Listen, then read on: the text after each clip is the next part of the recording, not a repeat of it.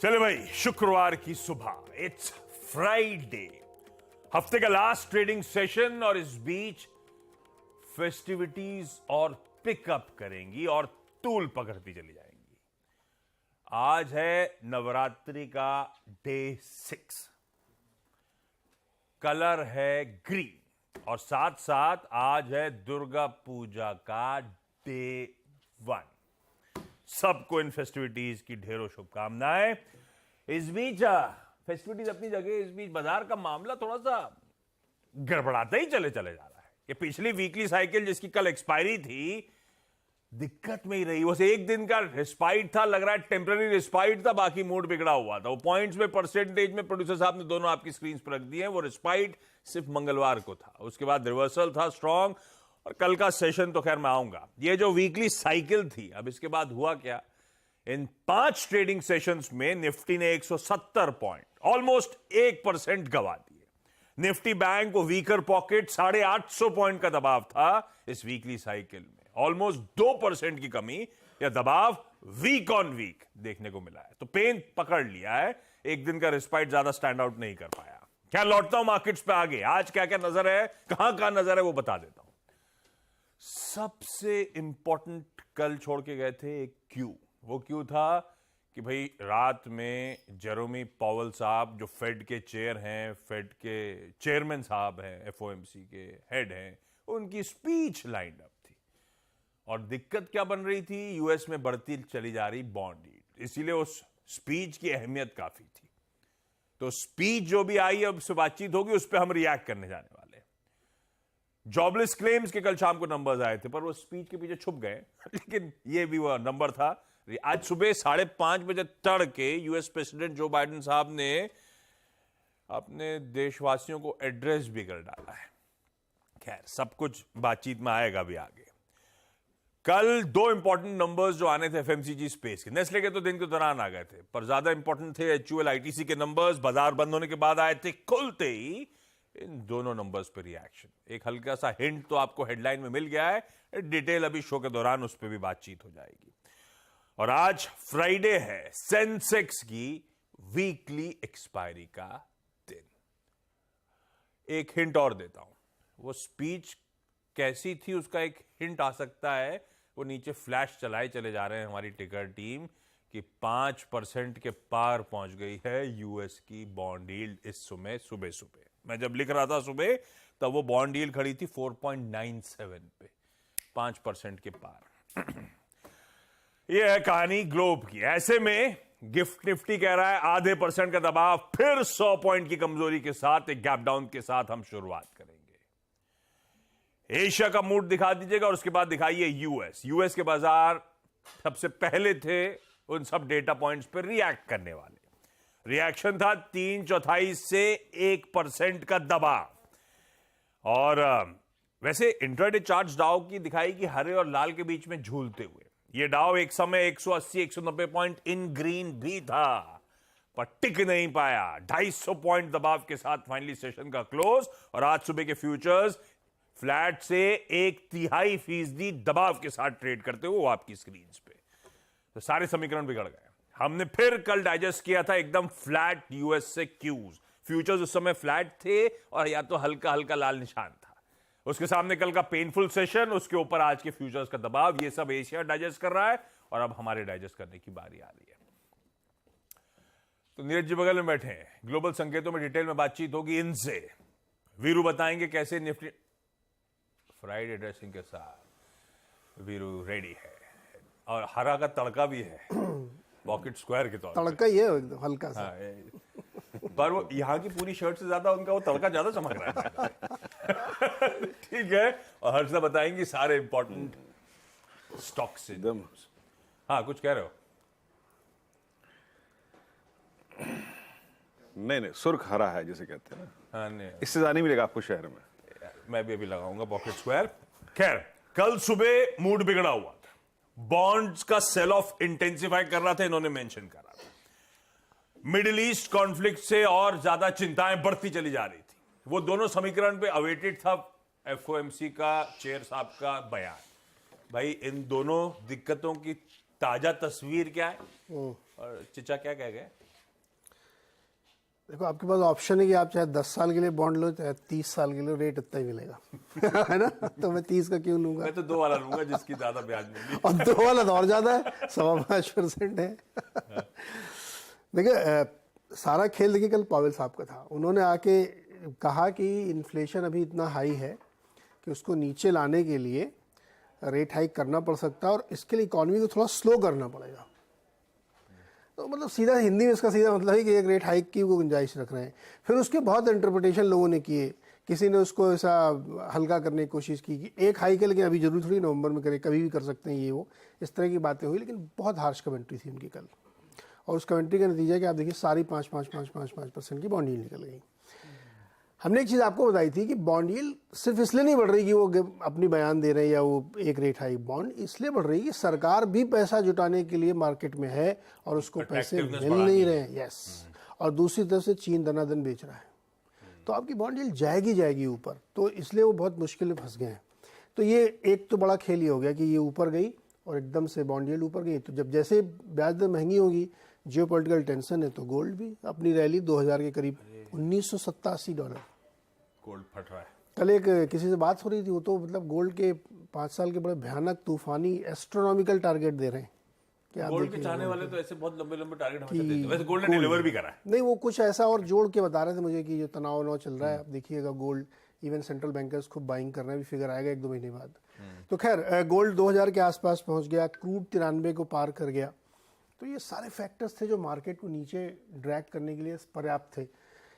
जब ये शुरुआती मार्केट था, आप दिन में देखेंगे तो उतना नहीं गिरा था, एक बार गिरा फिर रिकवर किया मार्केट थोड़ा, लेकिन सेकंड हाफ में पूरी तरीके से मार्केट ने होल्ड अपना छोड़ दिया, एकदम नीचे आ गया। रिजल्ट हमने आपको बताया थे, कल चल रहे थे। तो जो मार्केट के बड़े बड़े जो सर्वे हैं, जो बड़े इन्वेस्टर हैं जिन्होंने अपनी बड़ी पोजीशन ले रखी है, वो अभी भी उम्मीद नहीं छोड़ रहे हैं। उनको अभी भी लगता है, चाहे बैंक ऑफ अमेरिका का सर्वे हो, चाहे गोल्डमैन सैक्स का सर्वे हो, सब ये मान के चल रहे हैं कि बॉन्ड यील्ड यहाँ पे पीक हो गई है, अब इससे ज़्यादा ऊपर नहीं जाएगी। हो सकता है उनकी बात सच भी हो, लेकिन फिलहाल मार्केट उसको डाइजेस्ट करने के बिल्कुल मूड में नहीं लग रहा है और ये दिक्कतें बढ़ती जा रही हैं। अब 5% से ऊपर बहुत मुश्किल है, सस्टेन नहीं हो सकती। एक को नीचे आना पड़ेगा फिर से। तो एक हाइक का पहले डाइजेस्ट किया, फिर लगा अब तो मुश्किल है कि एक हाइक आएगी। अब फिर से पॉवेल साहब ने वो रूम खोल दिया है, एक हाइक आनी। अब वो नवंबर में 1 तारीख को आ जाए या अगली पॉलिसी बची है इस साल कैलेंडर की 2023 की दिसंबर में आना है। 1 महीने से क्या फर्क पड़ रहा है? फ्रंट लोडिंग कर देंगे तो फायदे में रहेंगे, कर डालें जो है। बहुत लिंगर ऑन करेंगे तो खाड़ी वाली सरदर्द एक बार दवा खा के खत्म होना है, सरदर्द हो जाए, लिंगर ऑन करेगा तो प्रॉब्लम करता है। इक्विटीज को पसंद नहीं आता वो। हाँ, लिंगर ऑन नहीं करना चाहिए। हाँ। और उधर वो ग्रुपिंग बढ़ती चली है। वो इजराइल ने टर्की से सारे डिप्लोमेट्स बुलवा लिए अपने, वो सब इश्यूज बढ़ते ही चले वो इश्यूज बढ़ रहे हैं। अभी कल उन्होंने एक $100 मिलियन की दी है हाइक, और पैसा मांगा है। अभी पैसा मांग रहे हैं यूक्रेन और इजराइल दोनों के लिए, दोनों के लिए। तो अब ये थोड़ा सा बढ़ता मामला जा रहा है, बढ़ रहा है। खैर, ये है भाई ग्लोब की तस्वीर। कल जो सरदर्द था, वो सरदर्द तो 10 का 10 है, बल्कि और बढ़ गया है। और ऊपर से पॉवेल साहब की वो एडेड तड़का और हॉकिशनेस से मेरा मतलब और ज्यादा ब्याज दरों को लेकर बढ़ने का सिलसिला, इकोनॉमी को लेकर कंसर्न, उस तरह का कमेंट्री आती हुई, दिक्कत वाली कमेंट्री, आसान शब्दों में। बट ठीक है, दिक्कत कल भी थी बाजारों में, पर कल का अप्रोच सटीक पड़ा था। वो जो सेल ऑन राइज की स्ट्रैटेजी थी, निफ्टी पे 690 720 के आसपास के जोन्स पे, वहीं पे बाजार पहुंचा था। अगर आपने बिकवाली करी होती तो शॉर्ट कवर करने के भी बेहतरीन मौके दिन के दौरान मिले थे, और उसी जोन के आसपास जो मेंशन हुए थे वहीं पे वो कवर हुआ होगा आपका। इवन निफ्टी बैंक के लिए भी लाइकवाइज बिल्कुल वो सटीक था, वो सेल ऑन राइज की और कवर जोन की रणनीति। तो बाजार कैसा भी हो, कमाई के मौके मिल रहे हैं बाजार में। वीरू, आज का अप्रोच फ्राइडे का क्या करना चाहिए? देखिए आशीष, गुड मॉर्निंग। गैप डाउन कल सब्सटेंशियल था, तो कवर वाले जोन्स ने काम किया। ये बात मैं इसलिए कह रहा हूं क्योंकि वो जोन्स आज के लिए भी महत्वपूर्ण है। और सेल ऑन राइज इसलिए था कि एवरेजेस जिस तरीके से नीचे गिर रहे थे, प्लस जो कॉल राइटर्स के कन्विक्शन थे, बाजार टिकेगा नहीं, हायर लेवल्स पे कोलैप्स होगा, इस बात की 90% संभावना थी आशीष, और बाजार वैसा ही किया, स्पेशली क्लोजिंग के वक्त। मेरा अभी भी हुआ आशीष, वीकनेस है एवरेजेस नीचे फ्लोट कर रहे हैं, वीकनेस है, कॉलेक्टर्स पे कन्विक्शन है, बट आज से मंथली कॉन्ट्रैक्ट का कमेंसमेंट है। देखना यह है कि कल के लोअर एजेस को तोड़ के इंडिसेस अब कौन सी लोअर ट्रेजेक्टरीज में जाने के लिए कंफर्टेबल है। मैं लॉन्ग तो लूंगा ही नहीं खैर इस जोन में, एग्रेसिव ट्रेडर के लिए लॉन्ग भी होगा, बट उस पर बात करेंगे। बट कैसे अप्रोच करना चाहिए सेशन को? फर्स्ट इंडिकेटर यूएस का, आई थिंक नीरज जी ने डिस्क्राइब कर दिया, दोबारा नहीं आऊंगा। 93 का क्रूड बैंक निफ्टी के लिए वैसे ही खराब स्थिति है। एफआईज सेलिंग को एक बार फिर से अगर आप देखें तो थोड़ा सा तीव्र गति से कर रहे हैं। कैश मार्केट में कल उनकी तरफ से करीब 1100 करोड़ रुपए की सेलिंग आई, डीआईएस की 736 करोड़ रुपए की बाइंग थी, 400 करोड़ रुपए का इंडेक्स बेचा, 1000 कॉन्ट्रैक्ट लॉन्ग काट लिए, 1700 कॉन्ट्रैक्ट शॉर्ट किए, 593 करोड़ रुपए का स्टॉक फ्यूचर खरीदा, 3200 कॉन्ट्रैक्ट लॉन्ग थे। ऑप्शंस को आप रीड नहीं कर पाएंगे क्योंकि कल एक्सपायरी थी, और उनके जो नेट शॉर्ट कॉन्ट्रैक्ट्स हैं आशीष, अगर आप इस वक्त देखें तो वो थोड़ा सा फिर कैपिटलाइज कर रहे हैं और 82,000 कॉन्ट्रैक्ट नेट शॉर्ट एफआईएस की तरफ से खड़े हैं। याद रखिएगा ये कमेंसमेंट है शुक्रवार का वीक मंथली कॉन्ट्रैक्ट का। आशीष, सबसे स्ट्रॉन्ग कॉल राइटर्स इस मंथली कॉन्ट्रैक्ट में जहां परसिस्ट कर रहे हैं वो आपकी स्क्रीन पे आएंगे, और वो है 3 कॉल राइटर्स। 19,700 जहां पे करीब 57 लाख का आउटस्टैंडिंग वाई है। बड़ा कॉल राइटर अभी भी 800 पे है, करीब 72 लाख के आउटस्टैंडिंग वाई के साथ। और आज के लिए मेक और ब्रेक, आज के लिए और इनफैक्ट पूरे अगले हफ्ते के लिए, दैट्स 19,500। याद रखिएगा इन आइसोलेशन अकेले सिर्फ यही ऑप्शन एक सपोर्ट है, क्योंकि इस रेंज में हमारे पास कोई एवरेज सपोर्ट नहीं है। कल के शॉर्ट हैं तो रखिए, कोई दिक्कत की बात नहीं है। फ्रेश शॉर्ट करने का भी मौका मिलेगा, बट एक ट्रेजेक्ट्री होगी। कौन सी, आइए बात करते हैं। पहले बेस 1 याद रखिएगा, 521488 जो बेस 1 है, ये कल के अपने शॉर्ट ट्रेड को चेक करने का वक्त होगा। मतलब 521488, नॉट एग्जैक्टली 577, 521488। यहां पे बाजार ठहर रहा है तो कवर करिएगा। एक छोटा सा pull back towards higher zones possible है। बट आशीष, अगर 488 के नीचे हम क्लोजिंग बेसिस पे या फिर आर्ली बेसिस पे सस्टेन हो रहे हैं, तो इसका मतलब याद रखिएगा वो कमेंट्री के टेक्स्ट कमेंट्री में आखिरी में मेंशन है, और वो है 19,322। That's 100 day exponential moving average for Nifty. वो ट्रेजेक्ट्री खुल जाएगी। शॉर्ट के मौके भरपूर मिलेंगे, बट ऑन डिसेंट लेवल्स, अच्छे लेवल्स पर शॉर्ट कीजिए। बट मैंने जो पिवट लेवल्स मेंशन किए हैं इस पे प्लीज अपने शॉर्ट्स को कवर करते रहिएगा। कोई बहुत बड़ा डायरेक्शनल कॉल नहीं ले रहा हूं मैं यहाँ पे, और जैसे कि कल निफ्टी पे हमने शॉर्ट एक रीजनेबल पॉइंट पे कवर किया, ऊपर से फिर शॉर्ट किया, वैसे ही रखिएगा रुझान। बट मैसेज क्लियर ये है कि अगर 488 के नीचे सेटल हो गए तो 322 100 डे मार्क की ट्रेजेक्ट्री खुल जाएगी। और जो ऊपर का लेवल है 697.21, ये कभी भी मिले ऑन राइज डेफिनेटली सेल कीजिए। पहला रेजिस्टेंस एक मेगा रेजिस्टेंस है। निफ्टी बैंक, कल भी मैंने कहा था कि 44,040 जब जब यहां जाए शॉर्ट लीजिए, और क्या खूबसूरत तरीके से कोलैप्स हुआ। और कवरिंग पॉइंट क्या था? वो था ऑप्शन बेस 43,540। आज के लिए व्यू क्या है? अगर आप इस वक्त देखें आशीष, 44,000 पे बड़ा कॉल राइटर खड़ा है। इनफैक्ट पूरी ये जो जोन है 44,500 डोमिनेट कर रही है कॉल राइटर्स को, और नीचे 43,500 पे एक ऑप्शन सपोर्ट है। और एक और चीज जहन में रखिएगा, वो है 43,250 230। मोटा मोटी ये निफ्टी बैंक का 200 day exponential moving average zone है। तो करना क्या है, पोस्ट ओपनिंग अगर आपके पास कल के शॉर्ट हैं तो एक चीज याद रखिएगा, base one option support plus एक टेक्निकल लेवल है शॉर्ट टर्म चार्ट पे, डेली पे नहीं, आरडी चार्ट पे।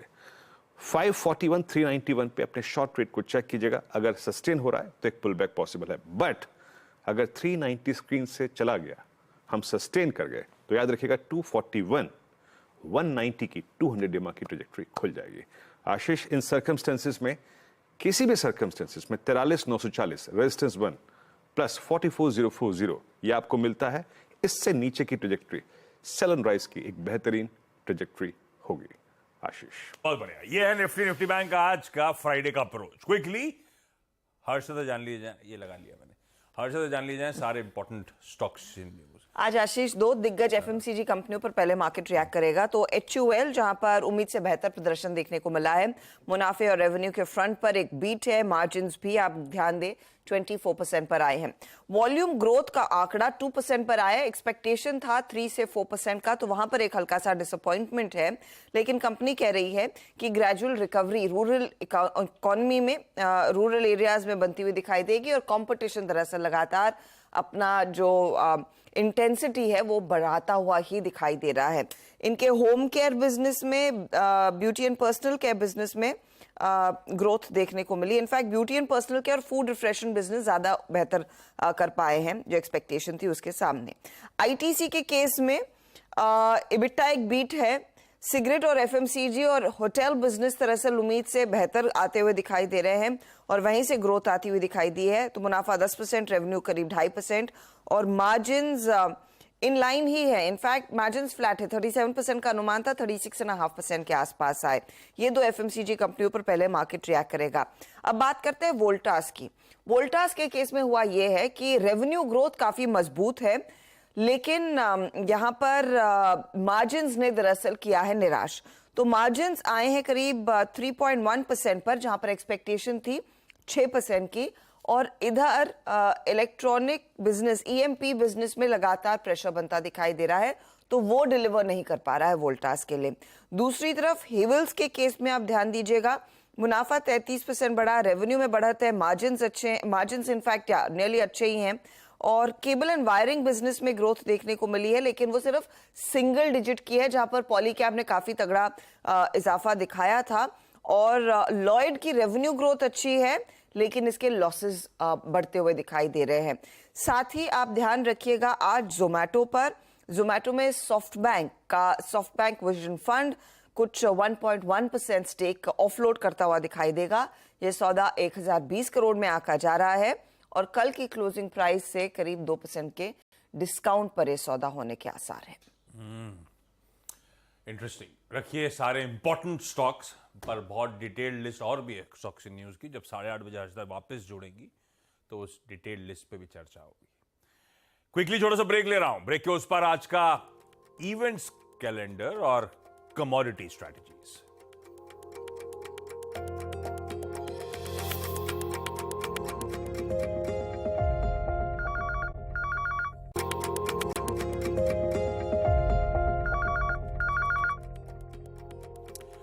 ओके, चलिए भाई, ब्रेक के बाद आप सबका स्वागत है। अब आज का इवेंट्स कैलेंडर पहले।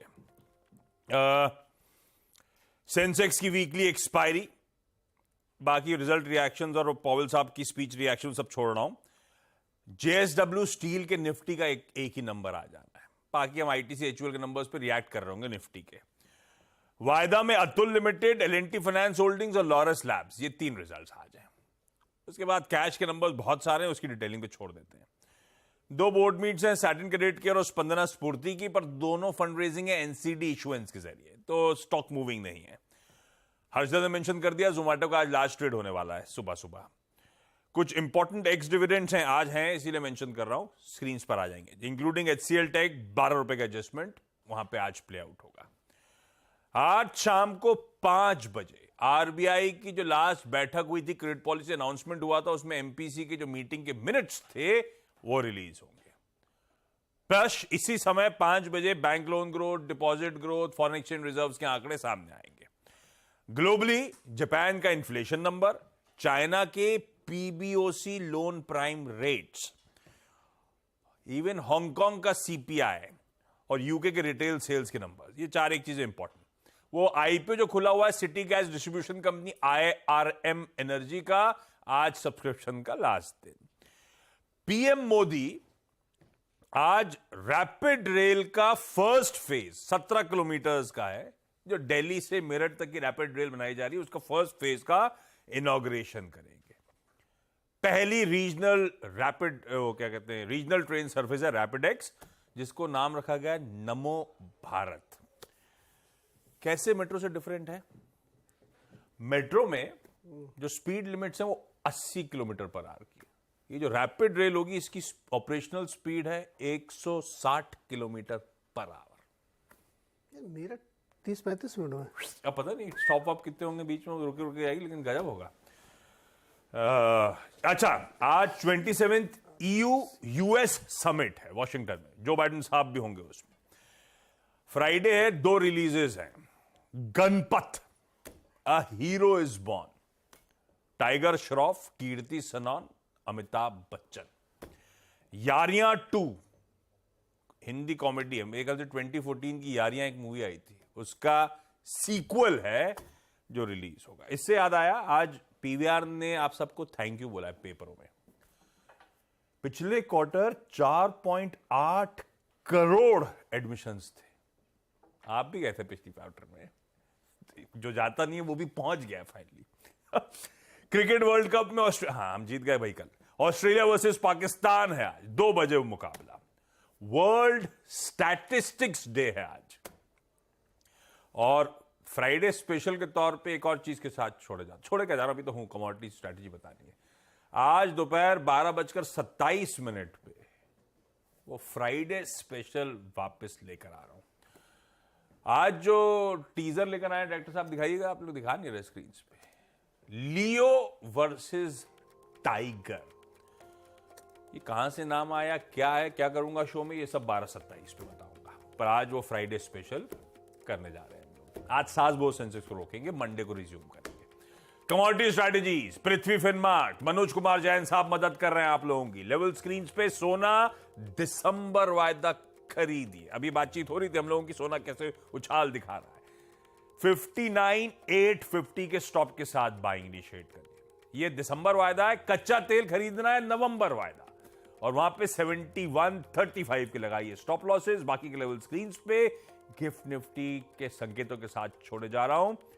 आधे % के गैप डाउन के साथ हम शुरुआत करेंगे। इस नोट पर आज के शो मॉर्निंग कॉल में इतना ही। ब्रेक के उस पार सीधा सौदा। नमस्कार।